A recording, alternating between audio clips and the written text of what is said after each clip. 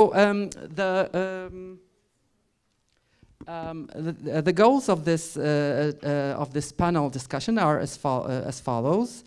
We would like to present the range of subdisciplines or research topics that are studied in our institute and outside as well. We also will try to focus on some research methods that we use and show how the research done in our institute contributes to the development of the discipline and also to our general knowledge of the world. And also at the end outline the future directions of linguistic research in our institute. So as you know, linguistics is defined in both most general terms as the scientific study of language. However, as we all know, it comprises so many diverse disciplines that it will be difficult even to mention all of them here. But I'm proud to say that I think we cover, as you know, members of our institute, most of them, or even maybe all of them. Okay, so.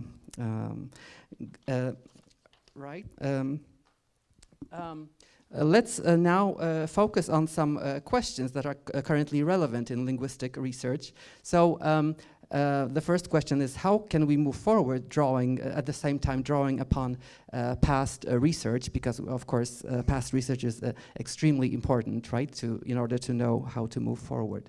Another question is, how can new technologies, methods be used to resolve long-standing debates? How can interdisciplinary cooperation help? I mean here cooperation with specialists from other sciences, also from our other areas of research. And here we can mention such disciplines as neuroscience, psychology, speech processing, speech recognition, anthropology, chemistry, physics, and medicine, right? So all these disciplines have, I mean, there is cooperation with experts from these disciplines, with linguists. And another question is about the challenges that linguistic research faces today. And here I've mentioned, of course, something that we are all familiar with, that is AI, the threats and opportunities that it brings with its usage, and many ethical issues associated with the use of AI, and also some practical applications of this. That is, how can we be sure that the essays and term papers and MA theses and BA theses are written by our beloved students rather than AI, right? So. What are the practical applications of linguistic research? So obviously we apply the results of our research to language learning, language teaching, also translation, including machine translation, even political speeches, because they require a lot of persuasive language, and this is also part of linguistics. Also intercultural communication and speech therapy. And another question is that I think we posed this question many times here during coffee breaks. That is, will some jobs, professions become redundant with the advent of AI? So here I mean translators, interpreters, teachers. We don't know, but also songwriters. An anecdote, I heard recently that AI created recently pop songs, right? And they were kind of good, right? So people enjoy these pop songs because, you know, this also tells us about the quality of pop music today, because these songs are so repetitive and predictable that AIs can be very good at creating them. So without further delay, I would like to, because we don't have that much time, we have so many panelists. So I would like to introduce to you our panelists today, who will, I will introduce them in turn, right? So because we will all forget who they are, right? So I will introduce them as they start to speak. And So the first person to speak will be Marcin Opacki, who deals with syntax, corpus linguistics, experimental linguistics, psycholinguistics, and he will talk today about corpus linguistics and AI. So the floor is yours, Marcin. Thank you. Testing. Can everybody hear me? Yes. Okay, I have the clicker now. This is, in my household, this is a cat toy. This is what we call contextual dependence in syntax. So I'm here to talk about corpus linguistics and AI, subjects which are intertwined, because corpus linguistics, like AI, is part of a larger field called natural language processing, as some of you might be aware. So I'm going to talk about what corpus linguistics is very briefly. Then I'm briefly going to discuss the methods, a few selected techniques. Then I'm going to move on to what we do here at the Institute. And finally, if we have time, I'll talk about AI. And if not, maybe we'll talk about that during question time. So in the simplest of terms, corpus linguistics is the study of large collections of texts known as corpora. And they are used in various fields. I mean, this has application in various fields like, well, most notably natural language processing, but obviously linguistics, psychology, sociology, but literary studies as well. So it's an ever-expanding field. This doesn't necessarily have to be text, of course. A lot of the studies that we do are on transcribed text. The point of this, we use a computer, assign annotations to text, which makes the text machine readable, and then we conduct some analysis. So that is the gist of corpus linguistics. It is omnipresent, as you can see. These are some of the applications. It's in your email box, right, as a spam filter that was trained on corpus linguistics. Your virtual assistant in your phone or on your computer, that was probably trained on corpora. So I'm not going to go into the details here, just to take that in. Lots of applications. Let me give you an example of something that corpus linguistics can be used for. Sometimes when we don't want to be prescriptive in our analysis, and we, for instance, want to determine whether something is a collocation, we can use a corpus to establish the so-called mutual information score.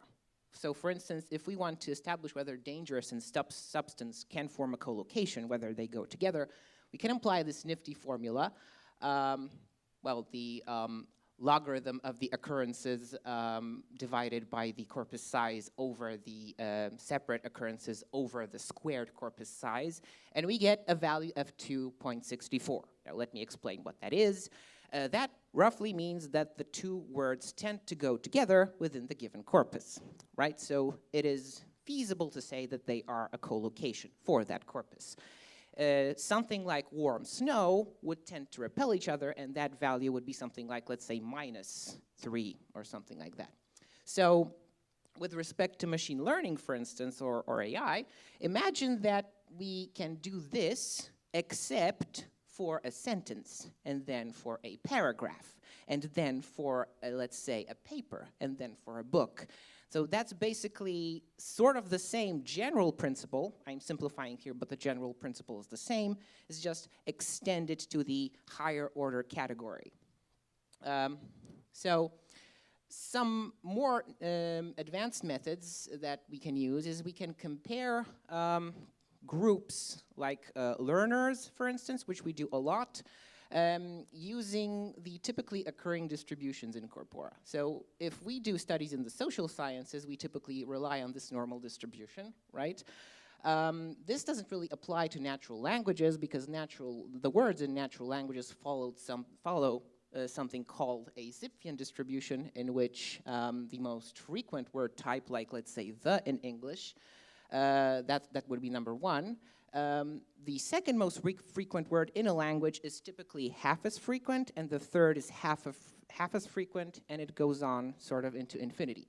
So number one would be something like the, and right down at the bottom, there we would have something like thermogalvanometer or magnetohydrodynamics or something like that. So we can use that as a benchmark to compare learners, right? We can, for example, take a sample from the British National Corpus, which has this predicted distribution of certain words, and then we can, for instance, compare which words are overused and which words are underused by those learners. Those would be keywords, the ones that are overused, so above that line, and the ones that are underused would be negative keywords. And when we want to do more advanced stuff, we usually parse the text, so we apply linguistic information to it. So for example, if we have a verb like sing, we might want to assign syntactic and semantic information to it, such as that sing is a verb, so that's its class, and that it requires a subject, and that subject must satisfy the criterion of singer, right? Because the verb has the content of singer, which it ascribes to in terms of valence to its subject. So not to get too into that, annotation is just the relevant formal information that we assign to the text. Now with the advent of AI, we no longer have to do that manually. It's actually much more convenient. A lot of the work is done for us. So if anybody has questions about that, maybe I'll talk about that during the Q&A session. So now about what we do here at the Institute. So I will talk about the things that I've done with several people who are in the audience right now. The first thing that I did actually, starting my career with corpus linguistics, was I tested whether the same authorship attribution method is as effective for Polish as it is for English. So authorship attribution is when you get an unknown author, like let's say someone writes a threat letter or something like that, and you want to establish who wrote it. Or if you find an ancient manuscript, you don't know who wrote it, right? You want to find out, basically. So my hypothesis was that this would be different for English and for Polish because this was a very surface, shallow parsing method. And it turned out that it was, right? Polish is a flective language, so one exponent can express various morphemes. We usually don't get that in English as much. So the method proved very effective for English, not so much for Polish, right? So that's one application. In terms of pedagogical applications, we can use corpora to model learner language. So for instance, recently we discovered that students at lower proficiency levels tend to over-rely on certain stereotypical so-called formulaic expressions as a scaffolding device, and this tends to disappear as they advanced. So this can be sort of used to gauge what level a particular student is currently. We can also use it to model bilingual language development, like here in this article. In this study, we have used lexical density measures and syntactic complexity measures to unveil that when children are presented with a model story, their storytelling skills improve. So the story is more lexically dense and more syntactically advanced.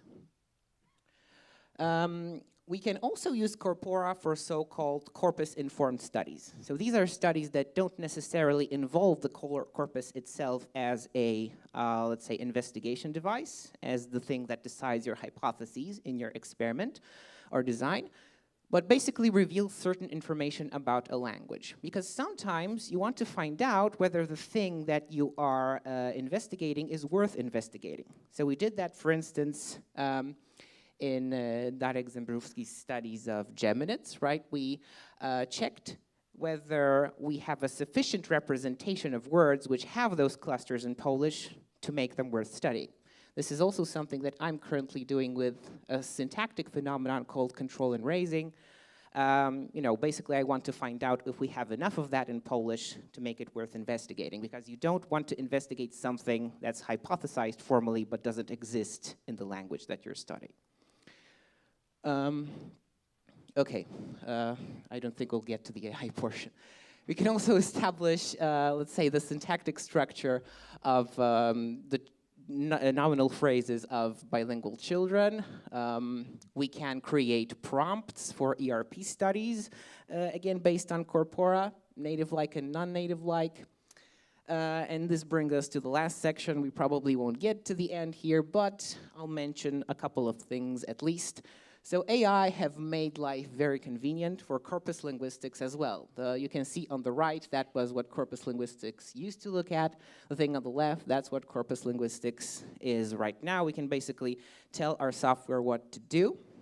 And now, is corpus linguistics a threat to the field? And the answer is sort of yes and no. That's always complicated. It depends. You can see we always need that training data, if you recall that mutual information thing from the beginning of the presentation. You'll notice that if we want to generate something like a translation in this case, we want the word copy to be translated as Lance because we are translating, I don't know, a poem about a knight or something like that. You'll notice that the software fails, right? But then we add on more information, and as we add on more information, it finally gets that it's not supposed to be copy, it's Lance. This is all probabilistic. But these old models were so-called recurrence-based. So basically, when this sentence was generated, like if you have 5 words, for instance, the first word was generated, then the next word was predicted, and then the next word was predicted. This was sort of a state machine. The new models are an improvement. They're called transformer nets, and they are no longer recursive, so you don't need to go through that chain of predictions right now. They all contain something called attention. So they look at each and every word in what you want to predict and change the predictions in real time, which that's the thing that basically makes them so effective. But you can see that the script is more or less the same. So I can go into that deeper in a minute, but I want to finish up here. The prediction. Will corpus linguistics disappear? Will it not disappear?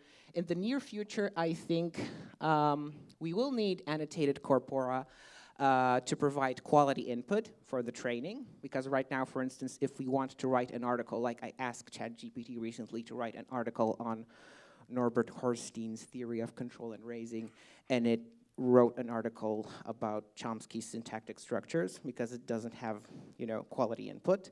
But I presume that if I fed it recent articles, it would do much better than that. So for a time, we probably will need annotated corpora, like within the next 5 years.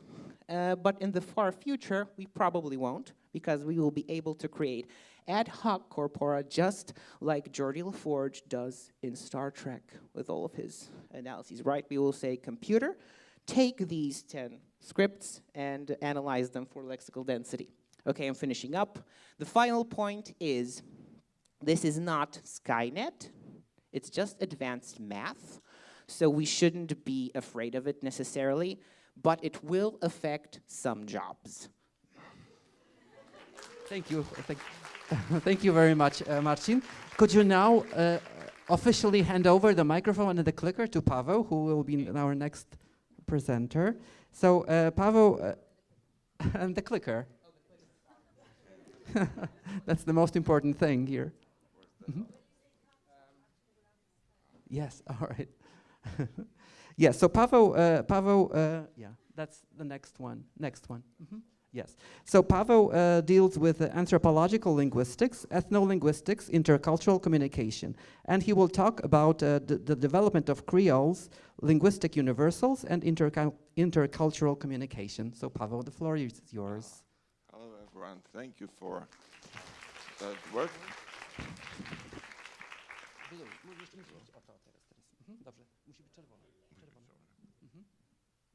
Yeah, okay. So hello and welcome, everyone. Okay. Is that okay? Yeah, okay, that's fine. So just a quick introduction. As far as quickly as I can speak, which is not very, very fast. I'm interested basically in two languages, in a Creole language called Tokpisin, which is the actual topic of what we're going to look at, and then another language which is Chinese, but that's not important for today. Now, why this language and what is it? English has spawned a lot of mixed languages. Among others, languages that are spoken in Pacific area, language of the Pacific. There are very many languages. Pacific is one of the areas of the really a hotspot of linguistic diversity, with 1/4 of the global pool of languages. That means that multilingualism is the norm. And the multilingualism, of course, on a social level, does not work that much for a number of situations. Hence, the need for languages, for contact languages. There are 3 main contact languages based on English. There are others too, but that's not for now. They're called Takbisin, Bislama, and Pidgin, and also in Australia called Creole and Torres Straits Creole. They're all lexified by English and local languages of various families.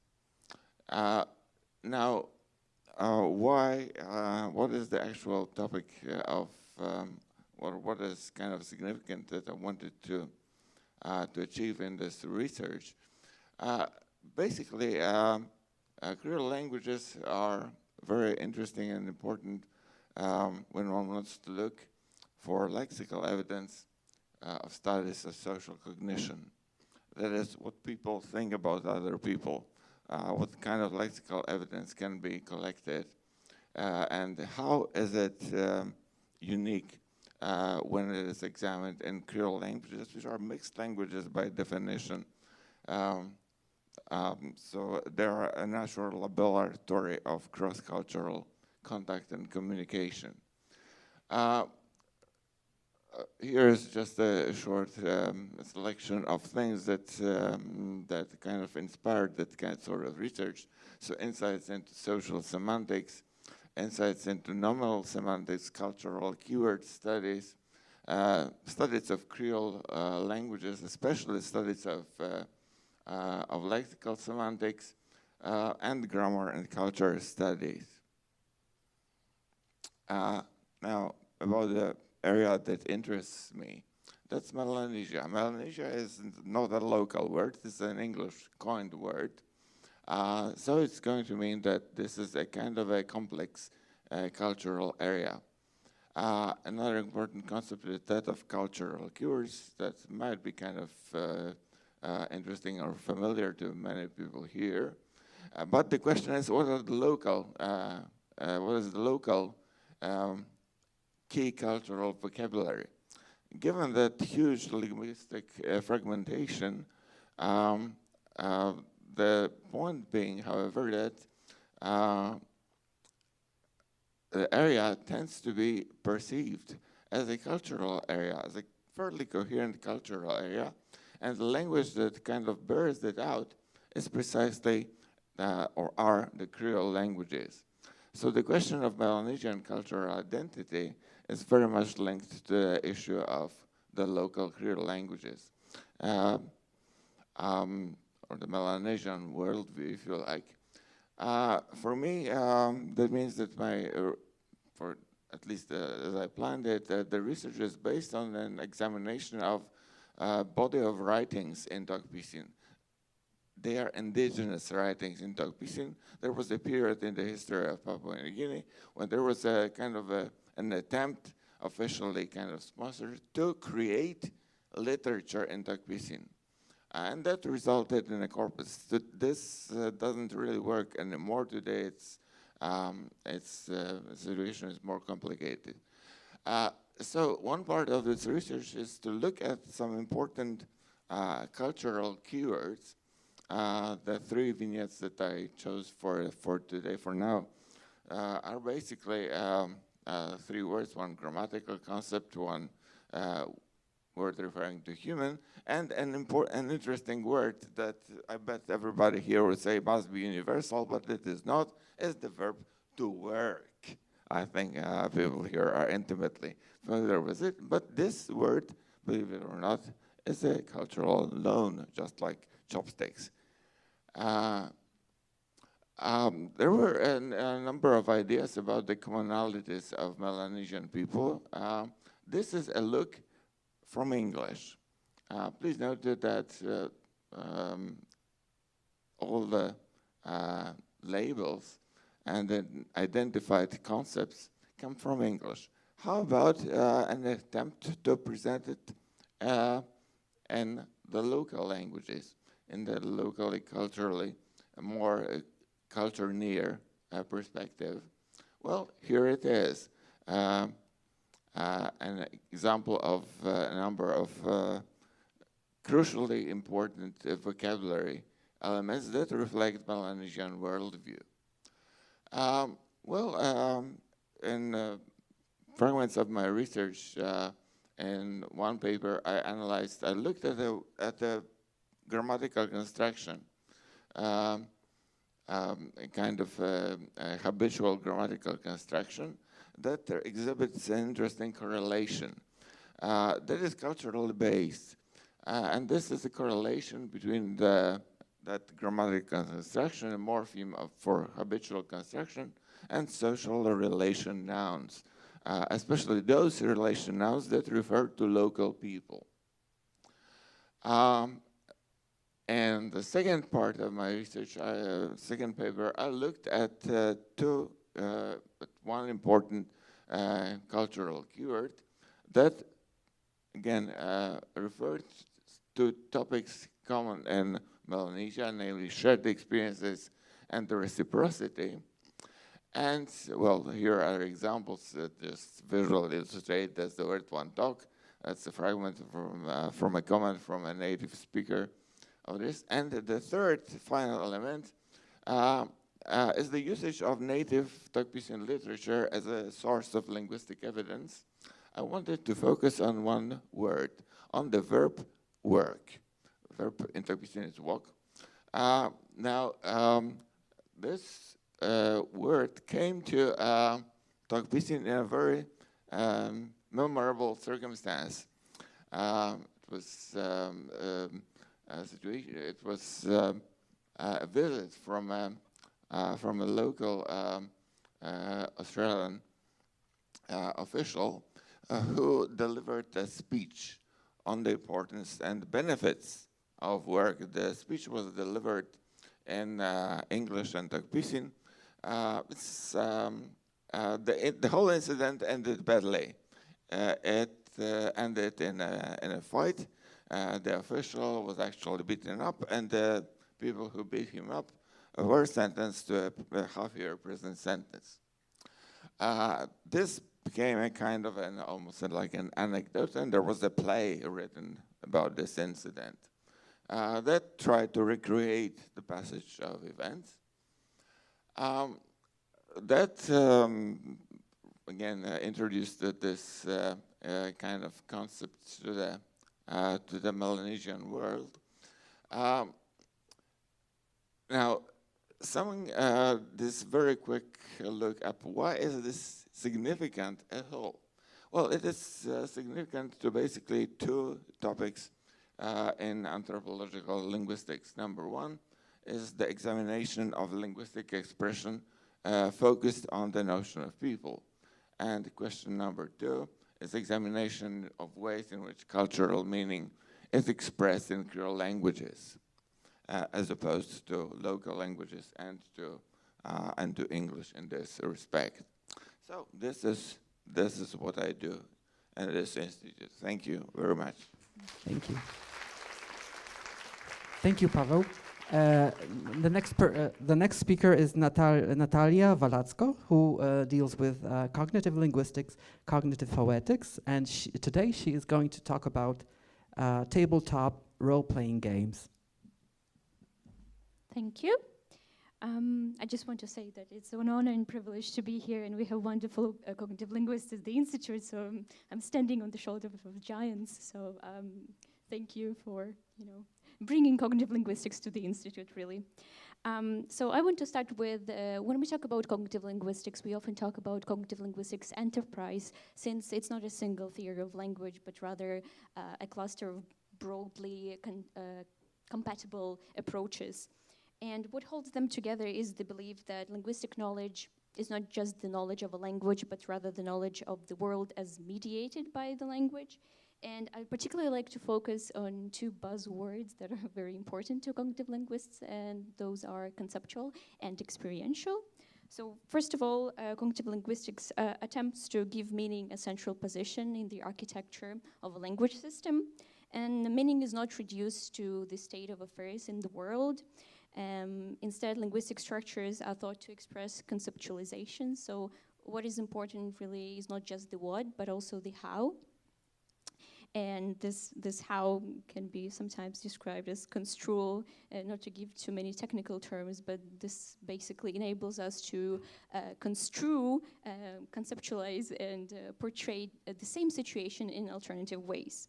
For example, while the sentences "there is a cat on the chair" and "there is a chair under the cat" may have the same truth conditions, those are differently construed and they have quite different conceptualizations. Or the contrast between the verbs go and come may actually depend on the choice of a vantage point.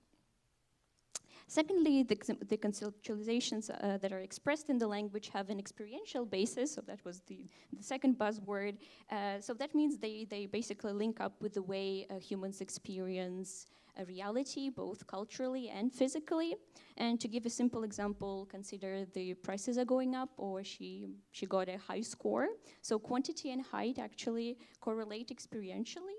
And this experience provides the basis for the conventionalized association between the two concepts. And cognitive linguistics opens a way to recognize the role of conceptual phenomena, such as metaphor, metonymy, conceptual blending, to name just a few. And this phenomena manifests not only in language, so they are pervasively multimodal. So the prices are going up. It was a long time ago. You cannot help but co-gesture when you talk about all sorts of things, really. And additionally, cognitive linguistics has offered a radical shift in perspective, a shift of emphasis from language as abstract competence to language as a dynamic system that is always situated in context. And so this change of interest has also resulted in methodologically different endeavors. And basically, well, how I view it is we studied utterances close up, trying to understand what happens in all its complexity and in great detail. So yes, to sum up this portion, basically cognitive linguistics invites us to pay greater attention to language use situated in context and to the dynamic meaning construction that is happening at the moment of speaking. Which brings us to my research, which I can title in broad brushstrokes as a cognitive linguistic approach to multimodal meaning construction in the narratives of tabletop role-playing games. And I've mentioned cognitive linguistics, but what am I applying it to? The term of tabletop role-playing games broadly refers to games that use polyhedral dice, cards, and are played at the table, face-to-face, with other individuals. The first milestone dates back to the late 1970s in the American Midwest, where the now classic Dungeons & Dragons made its appearance. And I'm gonna just use this slide as an illustration of the medium. I'm sorry for the pixelated GIF, but this is better than the whole video that would like play and not play. So a tabletop game has rules and game mechanics, such as rolling the dice, as you can see they do in the background. But it is first and foremost collaborative storytelling. So the game master plans the campaign, has narrative authority over the world, and role plays for characters that are not role-played by the main people. So they basically create a narrative while also playing a game at the same time. So this ever-expanding project aims to be and really cannot be anything but interdisciplinary. It is informed by digital humanities, literary studies, gesture studies, even queer studies, really. And to give just a few examples, I'm just gonna jump straight to it. One of the defining aspects of the discourse is the active coexistence of the player and his role-played character, as both take part in the gameplay at the same time, and this emerging identity is a conceptual blend of the two. And to illustrate those conceptually elaborate matters of identity, let's look at this example. So basically what happens they have a heated conversation about how life resembles fiction tropes. And Evan, a character played by Brennan on the right, says full of frustration, but I'm not a character. Well, obviously, Evan is a character. However, as far as his knowledge of the world goes, he's not. It is true. And then he goes on to say, Evan really believes that. And so the eye of the character is followed by the player construing the character objectively. And the discourse is really full of such nominal and pronominal shifts all the time, which makes sometimes the question of reference quite problematic. The next example is Pete, who is on the right, attempts to banish a very dangerous enemy. So Ellie, the player, rolls a natural 20, and the game master, who is on the left, reacts, Ellie, I'm going to be real with you. If you had rolled a 19, basically anything but the 20 that they rolled, you would be dead. What is interesting about this example is that rolling is done by the player, and the dying, as constituted by the death of the consciousness, actually has to do with the character. But by using you in both times, the game master talks of the player and the character at the same time as co-participants of the speech event. Alternatively, if the game master said, Pete be dead or he'd be dead, it would be a very different situation. It wouldn't be nearly as dramatic as it would, this expression, the third person expression, would evoke that other guy over there would die, but you, Ellie, as the player, would be fine. And how much time is left? Do you have some?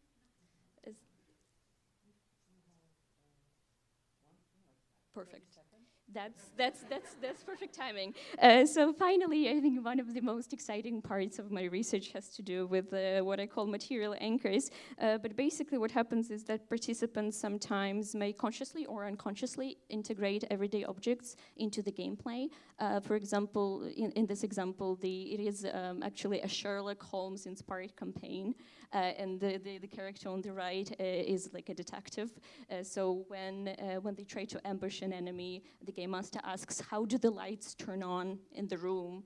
And he says, they don't, my match strikes. And then he imitates lighting a pipe, and well, he evocatively smokes the pipe. And basically my research question is like, what is the status of such material objects and what is the function of them?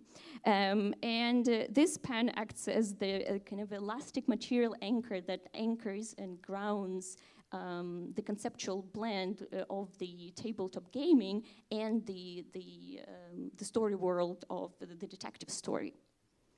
Yes, so we can discuss it later if there are any questions. Thank you. Thank you, Natalia, very much.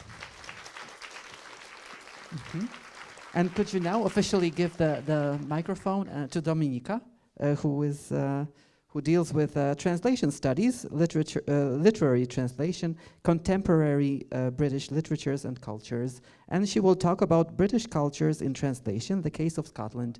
Działa? Okay. Sorry.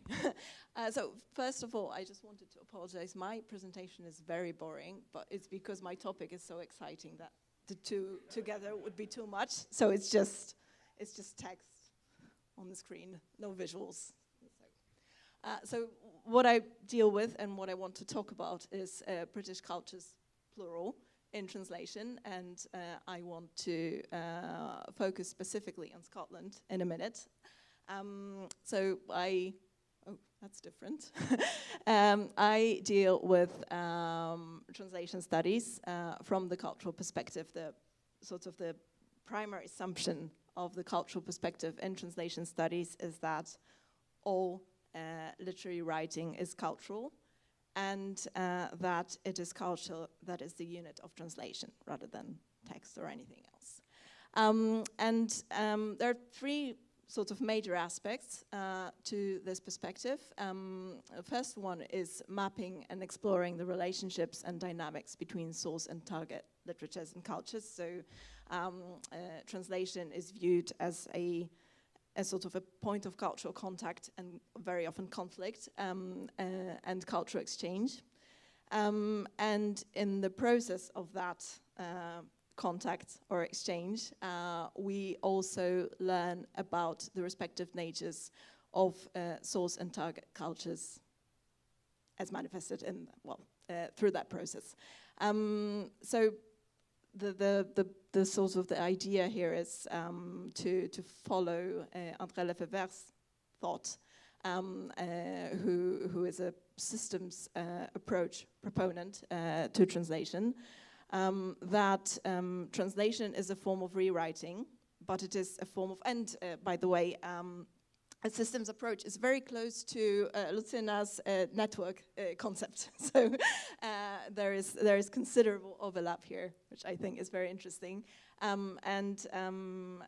idea here is that it is rewriting that gives us meaning of the text rather than the text itself. So the things that we read about the text, the way the text is reworked in culture or cultures, is where we get the meaning of the text from.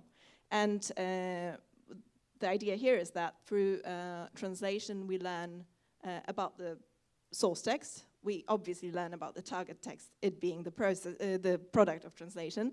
And by extension we learn about the source culture and the target culture. And third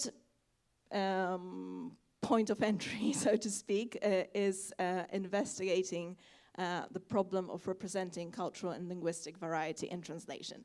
And I use the word variety here, but I actually, now I think I mean difference, even more so than variety. The problem is twofold here as well, because we have the difference between the source culture and the target culture, right? That's one thing. Do we domesticate? Do we make the text nice and readable and recognizable and familiar for target readers, or do we, or did I say domesticate? I wanted to say domesticate, or do we foreignize and sort of celebrate the strangeness and the fact that the source text does come from a different cultural environment, right, and belongs to a different tradition. But also, if we talk about British literatures, plural, there is a sort of a difference within the source text, within the source culture. There is variety and there is conflict, and if we don't take British literature to be just a synonym of English literature, we are faced with all sorts of issues there, right? A lot of non-English British writing is about attempting to establish identity against the language that the people are writing in and against the culture that they sort of function in. Right, okay, and in terms of methodology, we rely mostly on case studies, but it doesn't necessarily just mean close reading and comparative reading of source and target texts. The research can be product-oriented, so books then, but also context-oriented, process-oriented, participant-oriented. So we can focus on the person of the translator, we can focus on the reception of translated text in the target culture, on the cultural environments that the source text and target text originate from, and the actual strategies that translators use or not use in translating culturally marked texts. And all of these things, for me, come together into in a form of a transdisciplinary inquiry, which operates at an intersection of linguistics, literary, and cultural studies. And sort of initially, translation was a linguistic problem, right? And then with the introduction of translation studies, it became a literary problem. And then with the cultural turn in translation studies, it became a cultural problem. But my point here would be, and this is the reason why I am sitting here with all these smart people dealing with linguistics, is that we don't really abandon one field and move into the next one. We sort of accumulate information, and to me, translation studies is, and I do not mean to brag, but is the ultimate transdiscipline, right? And there was also a visit from some professor recently, and students told me, I didn't meet the person, but students told me, he said everything is translation. So there you go. Right, and I am specifically interested. Oh God, is it 1 minute? Oh my God. Okay, so I'm interested in contemporary Scottish fiction in translation into Polish. So the two contexts are important for me. And for me, it's a way to investigate the specificity of Scottish cultural and linguistic identity. So trying to learn about Scotland through the problems that emerge when we try to translate its specificity. It's also an exploration of how the image of Scotland and the notion of Scottishness, and it should be images and notions, actually, because Scotland is not one thing, which complicates the matters further, obviously. Translate and function in Polish, and the missing point is here what we also learn about Poland as a sort of, as a cultural context from how we treat and tackle Scotland, what kind of texts get translated, and once they do, how they get translated, how they are received by the public. Right, and why? Why do it? The order is wrong here as well, my fault. The most important reason is that Scottish writing is great, and we should all read Scottish fiction, especially contemporary Scottish fiction. There are really a lot of things that anyone who wants to deal with British literature should just be familiar with. But beyond that specificity, learning about Scotland, it is also important because it challenges this sort of convenient notion that English is familiar, right? We know it, we all speak it, it seems to be more or less unified, but it's not, right? It's so many different things, and I think studying culturally marked literature just raises our awareness of the plurality and the complexity within. And finally, studying that kind of, texts that are challenging in that kind of way tells us plenty about literary translation itself, right? Because it just heightens certain processes. It heightens our awareness of the conflict and of the decisions and of how very, very little we all know. Okay, thank you. Thank you. Thank you very much, Dominika. Could you hand over the microphone to Monika Opalińska, who deals with historical linguistics, studies of manuscripts fragmentology, and today she will talk about interdisciplinary studies of manuscripts and fragmentology. Yes, thank you. So earlier today we heard during the British panel about many different ways in which we can bring the medieval objects or medieval texts into modern readers. I mean, you know, to familiarize them, to make them more appealing. So I'm going to talk about a medieval object in a moment, but I'm going also to show you how we can make it incredibly modern. So the whole project that I'm, using here as a case study began in 2020 when we, me and a group of colleagues, looked at this particular book, Hebrew grammar, published in Basel in 1600, inside of which you can see a parchment strip, not very big one, which on closer inspection turned out to be a fragment of an 11th century Latin psalter containing an Old English gloss. So as you can see, when you look at these, I don't know.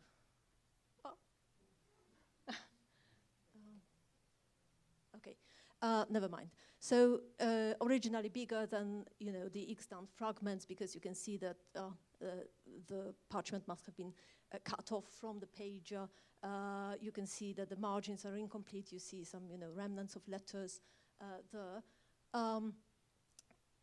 But based on linguistic evidence, the study of Latin, the study of Old English itself, and other data, it was pretty clear to me that it must be, it must come from a source that dates to the late Anglo-Saxon period.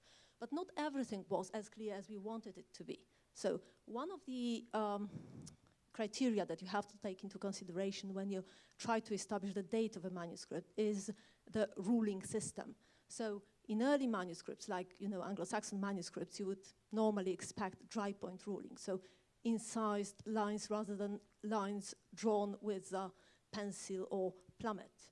But you know, with manuscripts, so much depends on when you look at them, how you look at them. I mean, you know, what light you use even. So not everything is obvious to the naked eye. So what we did, we asked a group of colleagues from different academic centers, physicists and chemists, to apply some material, non-invasive, non-destructive analysis. And one of these was OCT profilometry, which is something that you may be familiar with.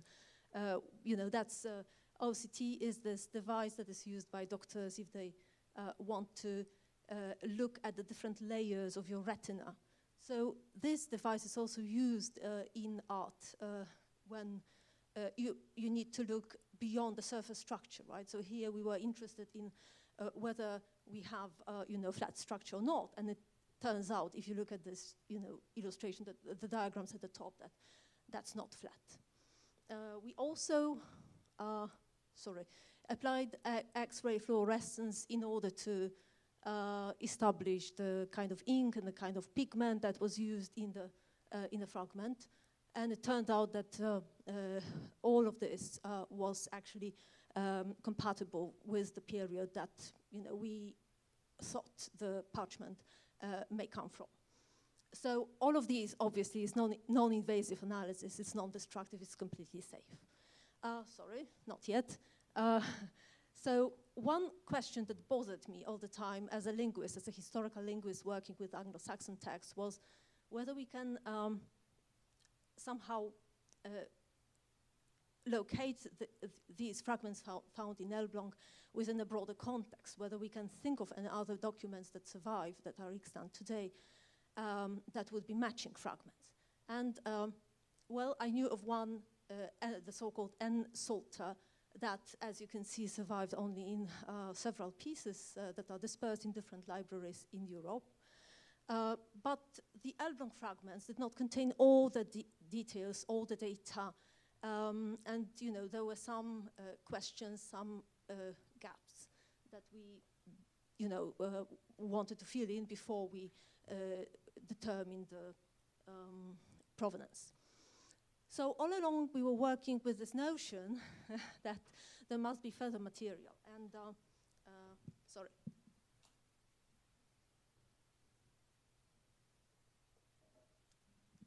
Actually, at the end of the same volume, we found another fragment hidden behind the back paste down at the back of the volume. But it was hidden, right? So initially, very little could be told about it. So what we did, we applied XRF spectrometrical analysis again, but this time through paper. And what we were able to establish was that the, you know, layout of the lines and the handwriting on the yet hidden fragment was exactly the same as on the one uncovered previously. We also found out at that time that we not just have, you know, black ink, but we also have red pigment. That's the yellow. I mean, you know, you see it as a yellow script, but it's in fact lead. And then we also spotted some initials. So there were some details that were not present on the first fragment, but appeared to be present on the second fragment. So, you know, the missing points, the missing data.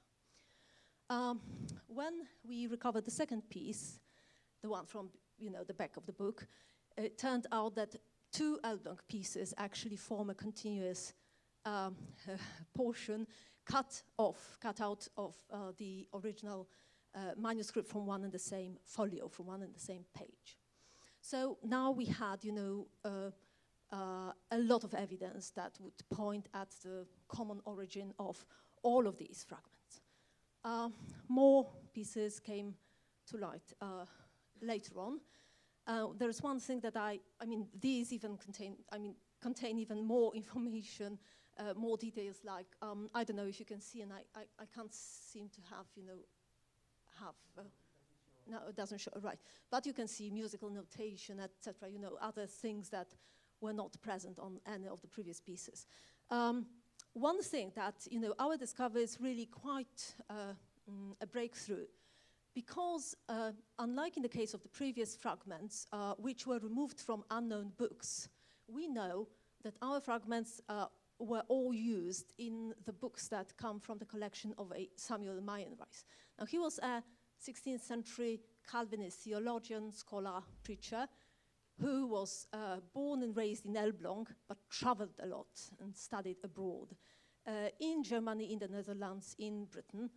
And in fact, when you put all these data, all these details together, you can actually reconstruct a plausible hypothesis about the provenance of these fragments. So we know that the original book, the manuscript, must have been produced somewhere in the south of England. From there, it probably was transferred after the Norman conquest to Bruges. And from Bruges to Leiden, where Mayenreis bought his books. Sometime in early 16th century, the manuscript must have been disbound and cut into pieces, and the pieces were reused in different volumes. The volumes were bought by different people and transferred to different places. So we have now so many different details, those that I mentioned here and others that I did not talk about and have no time to talk about. So hopefully we'll find more.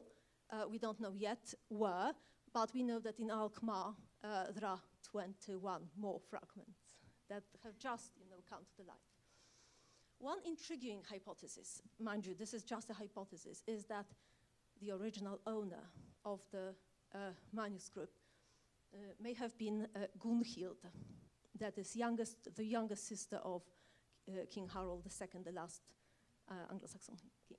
So to conclude, none of this would have been possible if not for the collaboration of a group of scholars affiliated with Siglum, the research group for the study of manuscripts, which we founded in 2020. And I'm not going to discuss all this, but we've been collaborating with different people in different places, most recently with Thijs Polk in Leiden, who discovered all these new fragments in a 4-volume Greek dictionary, so more material to be analyzed. Why is this important? Well, at this time, we are much more likely to work with manuscript fragments rather than with intact, complete manuscripts. So it's very important to work out a methodology for how to work, how to deal with these fragments, how to preserve them in the future. And it's absolutely amazing for me that we can ask questions and look for answers while working, while collaborating with people from so many different disciplines, like linguistics or historical linguistics on the one hand, but on the other, scientists like chemists and physicists. So that's really incredible. Thank you. Thank you very much, Monika. And now is Breno Silva's term. So Breno deals with multilingualism, vocabulary learning, eye tracking recently, and he's going to talk about vocabulary acquisition. So Breno, the floor is yours. Thank you.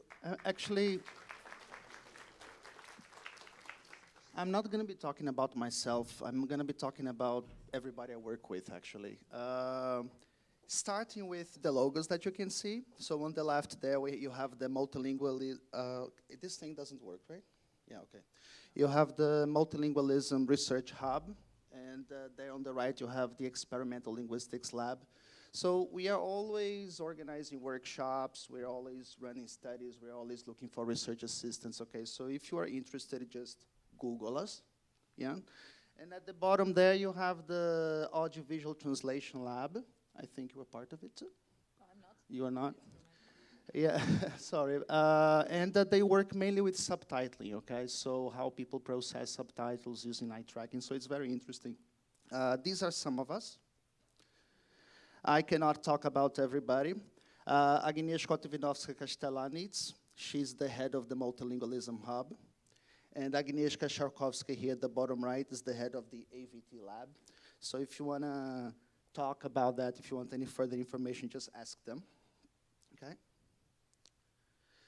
What we do, well, we study how words are learned, academic words, words that are common across languages, through reading, through writing, through listening. I'm not going to get into detail of any of the research. I'm just going to give you an overview of what we do. And then if you have any questions, you can ask later on. So this paper, for instance, we just took a few types of tasks and we evaluated and we tried to find out which one was more effective, which one led to more vocabulary learning. This one we tried to develop a reliable or, you know, more accurate measurement tool to measure knowledge of academic vocabulary and by proxy knowledge of proficiency, right, for students at the university. And by the way, the students here actually scored really high, internationally high, in fact. This one, we try to find out whether we should actually be asking our students to incorporate academic vocabulary into their writing, if it was more effective, for instance, than simply asking them to write sentences, and it was not. These two very long titles there essentially investigated the following. So we had Polish people who spoke English at a very good level, and they were learning Italian. And we tried to find out how, like, the extent to which English and or Polish influenced the learning of Italian. Yeah? It seems kind of maybe intuitive that the more languages you know, the easier it is will be to learn a further language, but it's not that clear cut. Actually, there's very little research showing that. And this is a book that came out recently. Again, well, the title is self-explanatory, right? I also do data analysis. It's something that I kind of fell in love with a few years, and now I keep reading about this stuff, and people keep coming to me. So I started not only doing data analysis for researchers here, but also outside. Those are a couple of papers that have been published with data analysis. The first one is more methodological. The second one, I was just doing the analysis, really. There on top, you can see Agnieszka Szarkowska, the third one, the head of the AVT lab. And that guy there in the middle, he's based in the UK. His name is David. Also works with subtitling and eye tracking. Yeah. And for the future, we bought a very nice piece of equipment that we've been working with. We've already started doing research with this equipment. At the top there, you can see David, all excited, you know, as a guinea pig. You can see that the eye tracker is actually tracking his eyes. At the bottom there, you can see Agnieszka Szarkowska, all excited as well. At the top right, you have Szarkowska, the head of the lab. Everybody was happy. Oh, sorry. Everybody was happy there.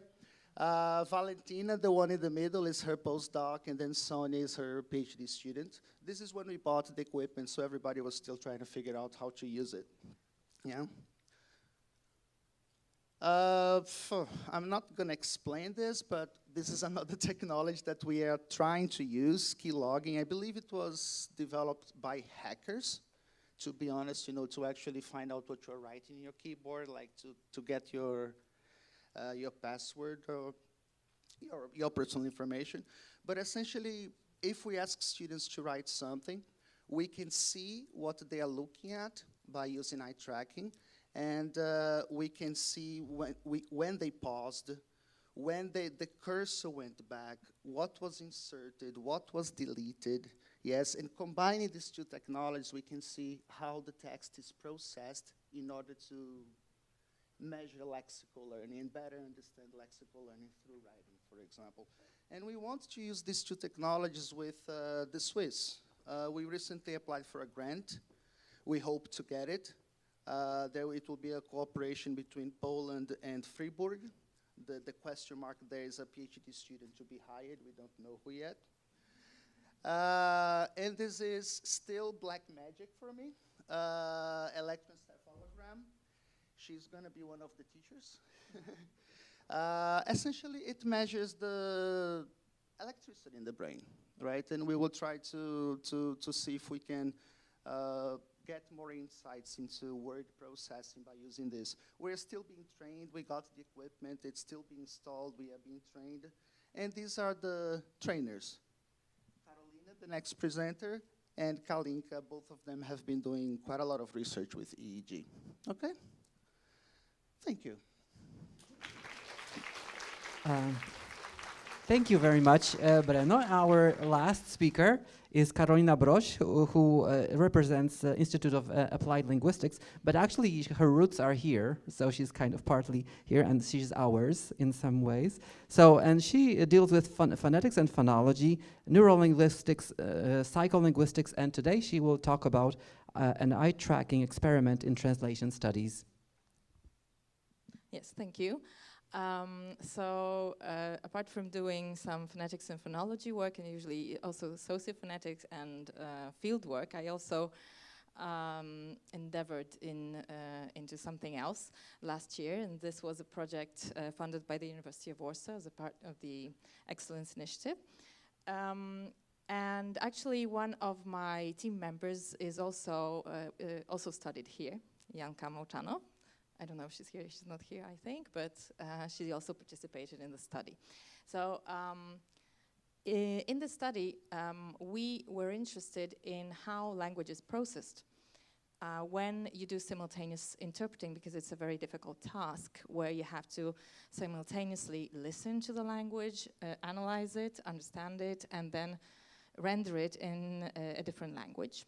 So this is a lot of load on your working memory and on your cognitive processes. So this project is actually something on the interface between linguistics, translation and interpreting studies, and psychology. And so just to tell you a little bit about what cognitive load is, this is what we were trying to measure. So according to its definition, this is the amount of working memory resources that you have to use when you dedicate it, when you are trying to perform a specific task. The more difficult the task, the more resources you need, so the more load on and effort on your working memory. And an example of this was calculation, so mathematics. So if you do mental calculation, the easier the task, the better, of course, but the harder the task, the more dilated your pupil is, actually. So the pupil becomes a marker of how difficult the task is.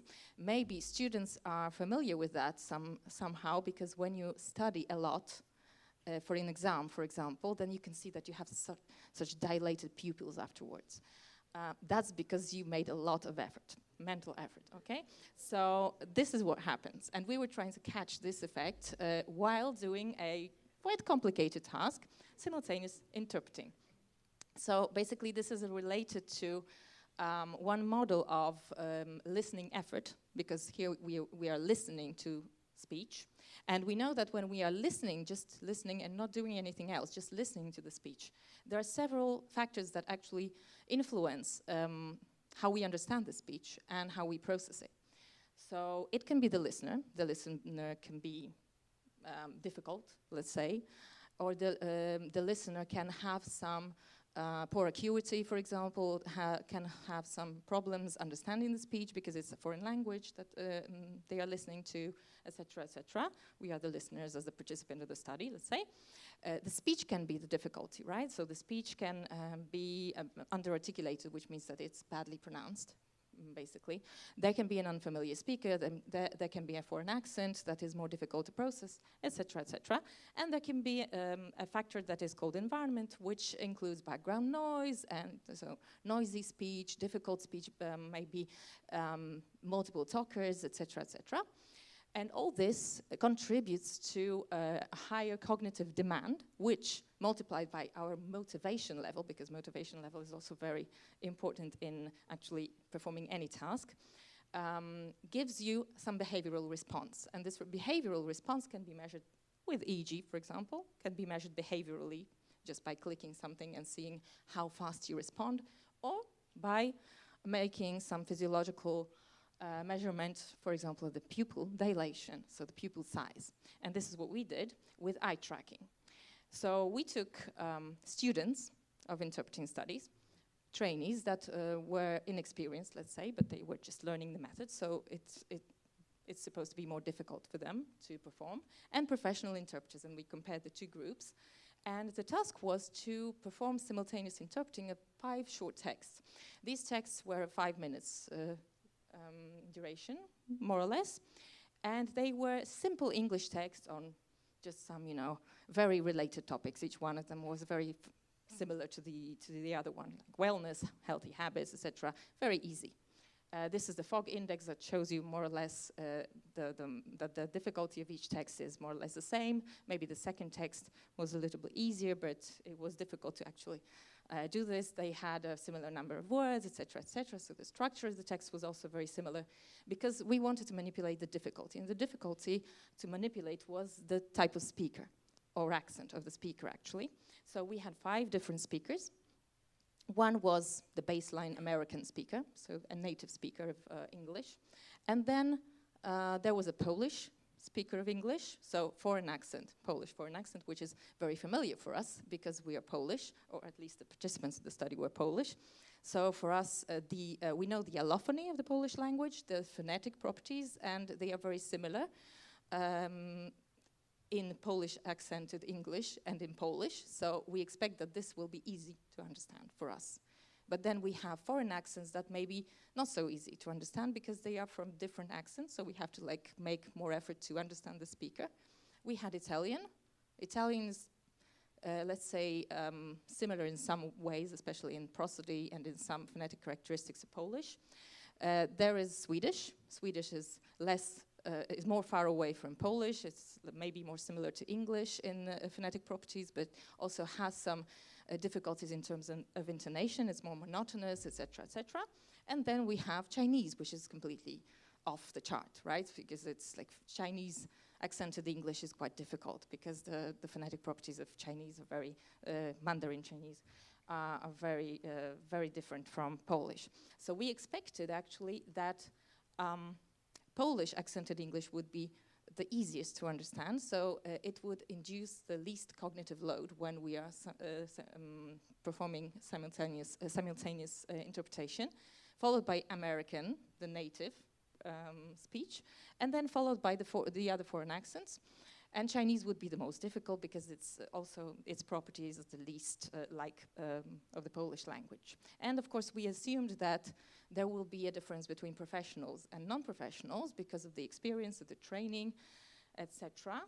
And that the professionals would be able to allocate their cognitive resources more efficiently. So basically we expected that the results as per accent would be more or less the same, but less pronounced.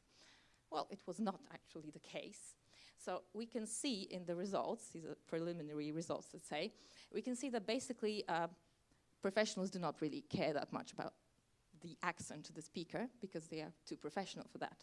So basically, this is the difference from baseline. Baseline was measured, so baseline pupil dilation was measured before we heard any accent, right? So before we started the task. And then any deviation from the baseline, this is how much your pupil changes as a response to the accent and to the task, of course. So we can see that in the students, there are really quite significant differences between the different accents and also compared to the professionals.